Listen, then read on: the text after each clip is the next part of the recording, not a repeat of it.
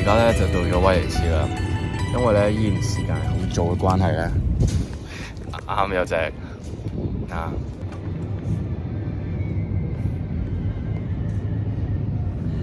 嘢咧想候住我啲嘢食，我見到佢望住啲嘢食，因為我早到嘅關係咧，所以我而家就揾張凳坐低食嘢，享受下呢一個海岸。跟住咧嚟緊呢一日咧，我就會嚟威尼斯，同埋去到聽日夜晚嘅11點。咁我第二日咧係有另一個巴士咧去我下一個目的地啦，所以而家咧享受下我早餐先。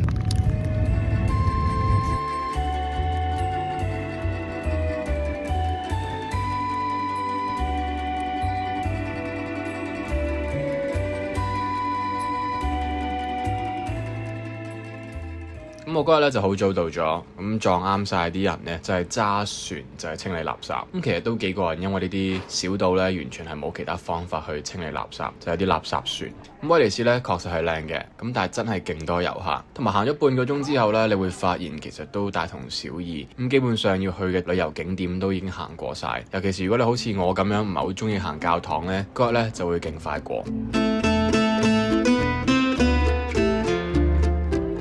去到威尼斯咁，當然就會見到 gondola 啦。咁起初咧都諗緊坐唔坐好，因為其實佢都幾貴，30分鐘咧就要90歐羅。不過好彩咧呢架船係可以坐到5個人，咁所以我就揾咗另外4個遊客咧一齊夾錢啦，咁就平好多。不過咧我坐架船嗰陣時候咧，其中一個遊客伯伯咧，佢就建議每個人咧就俾20歐羅。咁除翻開人頭數咧，其實本身應該淨係俾18歐嘅啫。咁佢問都唔問大家嘅意見喎，咁就拎咗我嗰張20歐。記住啊，係我拎緊錢嗰陣時候，佢拎咗我張20歐。我心諗佢嗰30分鐘就代90歐，其實咧我都係想留翻2歐去買支水。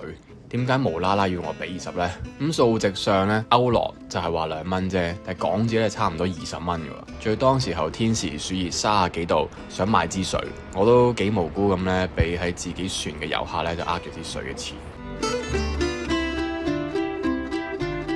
我覺得咧觀光威尼斯最好嘅方法咧就係搭佢哋嘅交通船，咁由頭坐到尾。行街咧真係冇乜嘢做，最好睇嘅風景咧都係嗰種喺船上面可以得到。咁有時候咧會覺得成個威尼斯令我諗翻起香港嘅大澳嘅。我喺威尼斯做咗最錯嘅嘢咧就係嗰度過夜啊。咁我冇乜點樣做資料搜集啦，原來正常人咧係唔會喺嗰度過夜嘅。咁呢度咧只不過係一個1日遊嘅地方。咁加上我間青年旅社嗰啲人咧完全唔 social 嘅。或者住喺嗰度啦，大部分都係美國人，咁搞到我冇乜興趣同佢哋去傾偈啊。咁啊原因點解呢？我就唔解釋啦。喺食方面呢，都係麻麻地嘅，乜嘢呢都係貴過龍啦。好普通一個 pizza 呢都要24歐，咁有時候出邊嘅餐廳呢，仲要係冇乜冷氣，有少少辛苦嘅。仲有啊，因為呢嗰啲海鷗呢都習慣晒咁多遊客聚集呢，你每次喺室外食嘢呢，就係咁啦。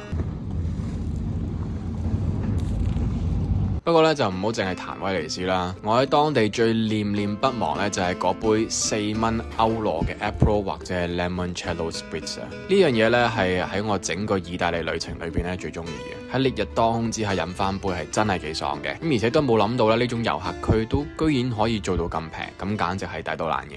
咁我今次去到威尼斯嘅原因呢，純粹係因為遲早全球暖化呢將會水浸成個城市。咁對我嚟講呢，呢一度都係攞嚟影翻1-2張相就算噶啦。我會話成個威尼斯呢，最靚嘅時候呢，就係日落之後，個感覺呢，真係浪漫100倍。咁我都好慶幸啦，總算係享受過喺呢一度短暫嘅時光。咁喺走嗰陣時候呢，食咗一間 KFC，佢哋仲有魷魚遊戲套餐，因為當時候魷魚遊戲就 hit，個包呢係染咗顏色嘅。